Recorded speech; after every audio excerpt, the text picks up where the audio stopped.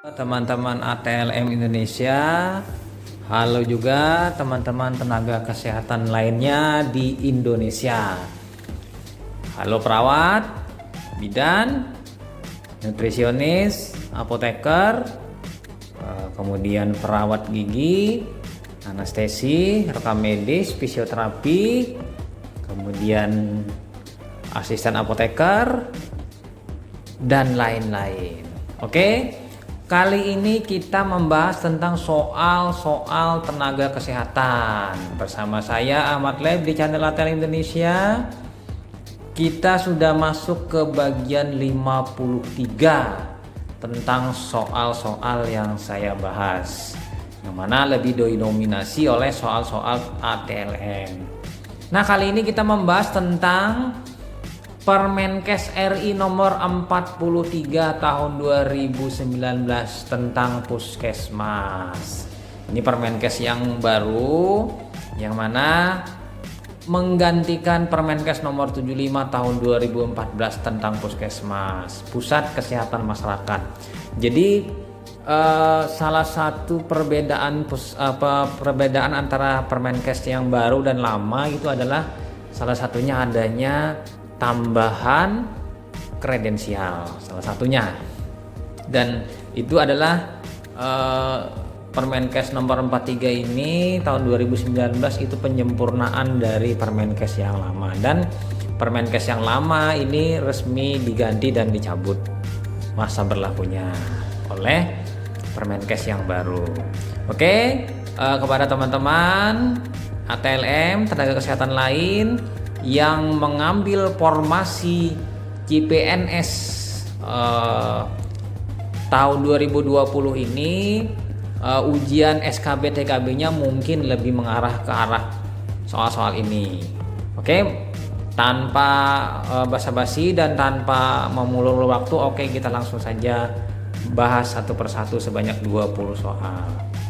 Nomor 1. Suatu tempat yang digunakan untuk menyelenggarakan upaya pelayanan kesehatan baik promotif, preventif, kuratif maupun rehabilitatif yang dilakukan oleh pemerintah daerah dan atau masyarakat adalah pengertian dari yang A. Puskesmas atau pusat kesehatan masyarakat, yang B. fasilitas pelayanan kesehatan, yang C. upaya kesehatan masyarakat, yang D. upaya kesehatan perseorangan, yang E. tenaga kesehatan. Jadi jawabannya adalah fasilitas pelayanan kesehatan. Nah, kita pindah lanjut ke nomor 2. Fasilitas pelayanan kesehatan yang menyelenggarakan upaya kesehatan masyarakat dan upaya kesehatan perseorangan tingkat pertama dengan lebih mengutamakan upaya promotif dan preventif di wilayah kerjanya adalah definisi dari A. pusat kesehatan masyarakat, yang B. fasilitas pelayanan kesehatan, yang C. upaya kesehatan masyarakat, yang D. upaya kesehatan perseorangan, yang E. tenaga kesehatan. Jadi jawabannya adalah pusat kesehatan masyarakat yang biasa disebut dengan Puskesmas. Nah, ini kita bisa melihat dalam pasal 1 Peraturan Menteri Kesehatan, ini fasilitas pelayanan kesehatan adalah yang nomor 1. Sementara yang nomor 2 adalah Puskesmas. Definisi dari pasal 1 ayat 1 dan ayat 2. Oke, teman-teman, sebaiknya teman-teman mendownload Permenkes ini dan pelajari dengan baik-baik. Kita pindah lanjut ke nomor 3. Upaya kesehatan perseorangan atau biasa disebut dengan UKP itu adalah apa kira-kira definisinya? Yang A, suatu kegiatan dan atau keserangkaian kegiatan pelayanan kesehatan yang ditujukan untuk peningkatan, pencegahan, penyembuhan penyakit, pengurangan penderita akibat penyakit dan memulihkan kesehatan perseorangan. Yang B, setiap kegiatan untuk memelihara dan meningkatkan kesehatan serta mencegah dan menanggulangi timbulnya masalah kesehatan dengan sasaran keluarga, kelompok, dan masyarakat. Yang C, fasilitas pelayanan kesehatan yang menyelenggarakan upaya kesehatan masyarakat dan upaya kesehatan perseorangan tingkat pertama dengan lebih mengutamakan upaya promotif preventif di wilayah kerjanya. Yang D, suatu tempat yang digunakan untuk menyelenggarakan upaya penyelayanan kesehatan baik promotif, preventif, kuratif maupun rehabilitatif yang dilakukan oleh pemerintah, pemerintah daerah dan atau masyarakat. Sementara yang E, proses pendaftaran puskesmas yang meliputi pengajuan dan pemberian kode puskesmas. Jadi jawabannya adalah UKP, suatu kegiatan dan atau serangkaian kegiatan pelayanan kesehatan yang ditujukan untuk peningkatan pencegahan penyembuhan penyakit, pengurangan penderita akibat penyakit dan memulihkan kesehatan perseorangan. Karena kata kuncinya adalah kesehatan perseorangan. Jadi di sini ditujukan pada tiap perseorangan atau individu. Nah, ini jawabannya. Nah, ini kita bisa melihat di sini UKP dan UKM. Nah, UKM itu di nomor 3, UKP itu di nomor 4. Nah, pelayanan puskesmas titik beratnya ada di UKM dan UKP. Nah, UKM dan UKP ini nanti lebih banyak nanti ada yang kalau ke masyarakat misalnya secara kemasyarakatan. Kalau UKP ini secara perseorangan atau secara individu. Nah, seperti itu kira-kira teman-teman ATLM Indonesia dan teman-teman tenaga kesehatan lainnya. Kita pindah langsung ke nomor 4. Nah, ini lagi. Penyelenggaraan pelayanan kesehatan yang mengatur pelimpahan tugas dan tanggung jawab pelayanan kesehatan secara timbal balik vertikal maupun horizontal. Jadi vertikal ke atas, horizontal sejajar. Adalah yang A, akreditasi puskesmas, yang B, sistem rujukan, yang C, pelayanan kesehatan puskesmas, yang D, registrasi, yang E, instansi pemberi izin. Kata kuncinya adalah pelimpahan tugas dan tanggung jawab.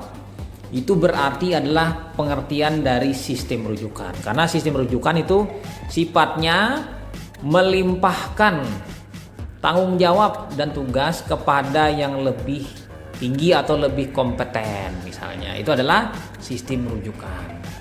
Nah, kita pindah ke nomor 5. Proses pendaftaran puskesmas yang meliputi pengajuan dan pemberian kode puskesmas adalah yang A, akreditasi puskesmas, yang B, sistem rujukan, yang C, pelayanan kesehatan puskesmas, yang D, registrasi, yang E, instansi pemberi izin. Jadi jawabannya adalah registrasi. Jadi registrasi ini proses pendaftaran. Registrasi sama dengan pendaftaran puskesmas. Apabila kita ingin mengajukan mendirikan sebuah puskesmas di suatu kecamatan. Nah, ini adalah kita bisa melihat di sini yang nomor 6, registrasi. Nah, ini yang di kotak warna biru tunjuk warna kuning. Kita pindah lagi ke nomor 8-nya, ini sistem rujukan yang soal sebelumnya. Ini dalam kotak warna merah ditunjuk warna biru. Jadi ada 2 dalam 1. Sementara akreditasi itu ada juga pengakuan terhadap mutu pelayanan puskesmas. Setelah dilakukan penilaian, puskesmas tersebut telah memenuhi standar akreditasi. Kita pindah lagi, lanjut ke nomor 6. Suatu tatanan yang menyediakan informasi untuk membantu proses pengambilan keputusan dalam melaksanakan manajemen puskesmas untuk mencapai sasaran kegiatannya adalah yang A, sistem informasi kesehatan, yang B, instansi pemberi izin, yang C, sistem rujukan, yang D, pelayanan kesehatan puskesmas, yang E, registrasi. Jadi jawabannya adalah sistem informasi puskesmas. Nah, ini kita bisa melihat di panah warna merah dengan kotak merah, sistem informasi puskesmas. Nah, ini jawabannya. Kita pindah lagi, lanjut ke nomor selanjutnya, nomor 7. Pembangunan kesehatan yang diselenggarakan di puskesmas bertujuan untuk mewujudkan wilayah kerja puskesmas yang sehat. Nah, itu memang tujuannya dengan masyarakat yang tidak terkecuali. Yang A, memiliki perilaku sehat yang memiliki kesadaran, kemampuan dan kemauan dan kemampuan hidup sehat. Yang B, mampu menjangkau pelayanan kesehatan bermutu. Yang C, hidup dalam lingkungan sehat. Yang D, memiliki derajat kesehatan yang optimal. baik individu, keluarga, kelompok, dan masyarakat. Yang E mampu mengelola kegiatan di masyarakat. Jadi yang kecuali yang tidak tercantum adalah yang E mampu mengelola kegiatan di masyarakat. Nah, kita bisa melihat di sini di kotak warna merah. Nah, ini yang tidak ada tadi adalah mengelola tadi. Ini ada di pasal 2. Kita pindah lagi, lanjut ke soal nomor 8, teman-teman ATLM Indonesia. Prinsip penyelenggaraan puskesmas meliputi kecuali titik-titik. Yang A paradigma sehat, yang B pertanggungjawaban wilayah, yang C kemandirian petugas, yang D ketersediaan akses pelayanan kesehatan, yang E teknologi tepat guna. Di sini yang tidak masuk, yang kecuali adalah kemandirian petugas. Karena di sini yang diminta adalah kemandirian masyarakat pada kotak warna biru pasal 3. Kita pindah lagi ke soal nomor 10. Puskesmas mendorong seluruh pemangku kepentingan berpartisipasi dalam upaya mencegah dan mengurangi risiko kesehatan yang dihadapi individu, keluarga, kelompok, dan masyarakat melalui gerakan masyarakat hidup sehat. Ini germas ini. Merupakan prinsip dari A paradigma sehat, yang B pertanggungjawaban wilayah, yang C kemandirian petugas, yang D ketersediaan akses pelayanan kesehatan, yang E teknologi tepat guna. Di sini merupakan adalah prinsip dari paradigma sehat. Nah, jadi prinsip dari paradigma sehat ini kita bisa melihat di pasal 3 ayat 2 dalam kotak warna hijau. Prinsip paradigma sehat. Kita pindah lagi, lanjut ke nomor 10.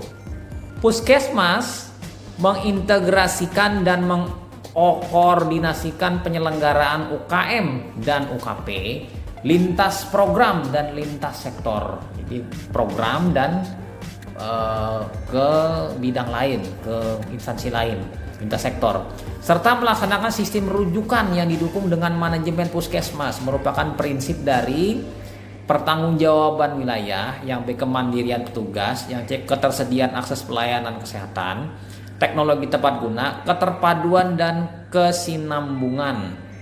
Jadi jawabannya adalah keterpaduan dan kesinambungan, karena keterpaduan ini memadukan antara lintas sektoral dan lintas program, dan kesinambungan yaitu menggunakan sistem rujukan, nanti rujukannya berjenjang dari puskesmas nanti merujuk ke rumah sakit atau ke tempat unit pelayanan yang lebih tinggi. Nah, itu kita bisa melihat di kotak dan panah warna kuning nomor 7 ayat 7 ini. Nah, kita pindah lagi, lanjut ke nomor 11. Melaksanakan fungsi penyelenggaraan UKM tingkat pertama di wilayah kerjanya, puskesmas berwenang untuk titik-titik kecuali. Yang A menyusun perencanaan kegiatan berdasarkan hasil analisis masalah kesehatan masyarakat dan kebutuhan pelayanan yang diperlukan. Yang B melakukan advokasi dan sosialisasi kebijakan kesehatan. Yang C melaksanakan komunikasi, informasi, dan edukasi pemberdayaan masyarakat dalam bidang kesehatan. Sementara yang D melaksanakan pembinaan teknis terhadap institusi, jaringan pelayanan puskesmas, dan upaya kesehatan bersumber daya manusia. Dan terakhir yang E menyelenggarakan pelayanan kesehatan yang berpusat pada individu, berfokus pada keluarga, dan orientasi pada kelompok dan masyarakat. Jadi di sini yang kecuali adalah yang E, karena ini berpusat pada individu. Berpusat pada individu adalah UKP. Nah, sementara nomor 12 lagi kita lanjut. Dalam melaksanakan fungsi pelayanan UKP tingkat pertama di wilayah kerjanya, puskesmas berwenang untuk titik kecuali. Nah, ini UKP-nya, tadi UKM, ini UKP-nya. Yang A menyelenggarakan pelayanan kesehatan berdasarkan secara komprehensif, berkesinambung, bermutu, dan holistik, yang mengintegrasikan faktor biologis, psikologi, sosial, dan budaya dengan membina hubungan dokter pasien erat dan setara. Yang B menyelenggarakan pelayanan kesehatan yang mengutamakan upaya promotif dan preventif. Yang C menyelenggarakan pelayanan kesehatan yang berpusat pada individu, berfokus pada keluarga, dan berorientasi pada kelompok dan masyarakat.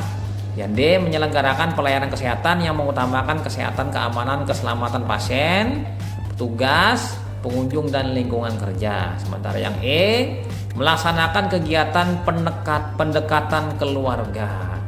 Di sini yang tidak masuk ke dalam UKP adalah yang E, melaksanakan kegiatan pendekatan keluarga. Nah, ini. Kita lanjut ke nomor selanjutnya, nomor 13. Nah, semangat teman-teman ATLM Indonesia, teman-teman kesehatan Indonesia. Berikut ini yang tidak termasuk dalam persyaratan pendirian puskesmas adalah yang A, puskesmas harus didirikan pada setiap kecamatan. Yang B, dalam kondisi tertentu pada satu kecamatan dapat didirikan lebih dari satu puskesmas. Yang B, kondisi tertentu sebagaimana dimaksud pada ayat 2 ditetapkan berdasarkan pertimbangan kebutuhan pelayanan, jumlah penduduk, dan aksesibilitas. Yang D, puskesmas harus memenuhi persyaratan lokasi, bangunan, prasarana, peralatan, ketenagaan, kefarmasian, dan laboratorium klinik. Sementara yang E, memiliki minimal cukup SDM dalam pelayanan. Jadi di sini yang tidak termasuk adalah memiliki minimal cukup SDM dalam pelayanan. Karena di sini dalam sebuah puskesmas sudah disiapkan tenaga-tenaga profesional yang menjadi pelayanan di puskesmas. Jadi tidak ada istilah minimal karena di sini memenuhi standar, bukan minimal. Nah, itu kita bisa melihat di soal selanjutnya adalah nomor 14. Berikut ini persyaratan lokasi puskesmas itu harus memperhatikan sebagai berikut kecuali. Jadi harus memperhatikan, yaitu yang A, kecuali yang bukan adalah apa? A, geografis, yang B, aksesibilitas untuk jalur transportasi, yang C, kontur tanah, yang D, fasilitas lapangan, yang E, fasilitas keamanan. Jadi yang tidak masuk adalah fasilitas lapangan karena puskesmas tidak perlu lapangan, puskesmas perlu fasilitas parkir. Nah, ini tuh. Kemudian ini adalah jawaban pasalnya di pasal 11, persyaratan lokasi. Pindah lagi kita lanjut ke nomor 15. Persyaratan prasarana puskesmas memperhatikan hal sebagai berikut kecuali. Prasarananya tadi masalah yang lain, ini prasarananya. Itu lokasi, ini prasarananya. Yang A, sistem penghawaan. Yang B, sistem pencahayaan. Yang C, sistem air bersih, sanitasi dan higien. Yang D, sistem kelistrikan. Yang E, sistem lalu lintas. Di sini yang tidak masuk adalah sistem lalu lintas. Jadi puskesmas tidak mensyaratkan sistem lalu lintas karena puskesmas tidak mutlak berada di suatu jalan besar atau lalu lintas yang padat atau tidak padat. Tapi di sini mensyaratkan memang ada jalan, tapi tidak selalu mementingkan sistem kelalu lintasan. Nah, kita bisa melihat di pasal 14. Ini persyaratan-persyaratannya. Nah, teman-teman. Kita pindah langsung lanjut ke nomor 16. Persyaratan peralatan puskesmas. Nah, tadi sudah kita membahas lokasi, prasarana, sekarang peralatan puskesmas memperhatikan hal sebagai berikut apabila akan didirikan sebuah puskesmas. Yaitu apa? Kecuali yang bukan adalah apa? Yang A, memperhatikan kriteria tipe puskesmas dan peruntukannya. Yang B, jumlah dan jenis peralatan sesuai kebutuhan pelayanan. Yang C, kelengkapan izin edar sesuai dengan ketentuan peraturan perundang-undangan. Yang D, standar mutu, keamanan dan keselamatan. Yang E, diuji dan dikalibrasi secara berkala oleh institusi penguji dan pengkalibrasi yang berwenang. Nah, kalau alat jelas pasti standar, diuji, izin edar, kemudian jumlah dan jenis. Yang tidak memenuhi itu adalah yang A. A tidak ada dalam persyaratan peralatan puskesmas. Nah, itu kira-kira kita bisa melihat di Permenkesnya pasal 16 ayat 1. Hanya 4 saja persyaratannya. Nah, ini teman-teman bisa melihat di pasal 16-nya ada ayat 1 terdiri dari 4 bagian.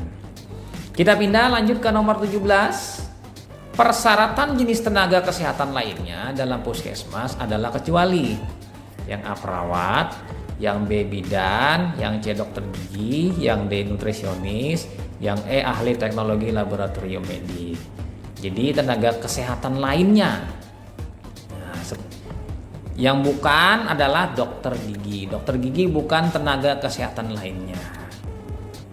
Nah, ini kita bisa melihat di ayat 3. Tenaga kesehatan lainnya sebagaimana dimaksud pada ayat 2 adalah perawat, bidan, tenaga promkes ilmu perilaku, tenaga sanitasi lingkungan, nutrisionis, apoteker atau tenaga teknis kefarmasian, ahli teknologi laboratorium medik. Ini adalah teknis tenaga kesehatan lainnya. Sementara dokter gigi adalah tenaga dokter layanan primer. Nah, kita pindah lanjut ke nomor 18. Persyaratan mutlak layanan primer suatu puskesmas memiliki ketenagaan adalah yang A, dokter, yang B, terapis gigi dan mulut, yang C, epidemiolog kesehatan, yang D, entomolog kesehatan, yang E, perekam medis dan informasi kesehatan. Nah, tadi seperti yang sebelumnya saya singgung, jawabannya adalah dokter. Karena dokter adalah layanan primer yang dia berikan kepada pasien-pasien di puskesmas sebagaimana pasal 17. Persyaratan ketenagaan sebagaimana dimaksud dalam pasal 10 ayat 4 meliputi dokter dan atau dokter layanan primer. Dia melakukan pelayanan di pelayanan primer. Kemudian kita pindah ke lanjut nomor 19. Dalam kondisi tertentu puskesmas dapat menambah jenis tenaga kesehatan lainnya. Tenaga apa? Yang A, perawat, yang B, bidan, yang C, nutrisionis, yang D, tenaga apoteker, yang E, terapis gigi dan mulut. Jadi di sini yang masuk adalah terapis gigi dan mulut.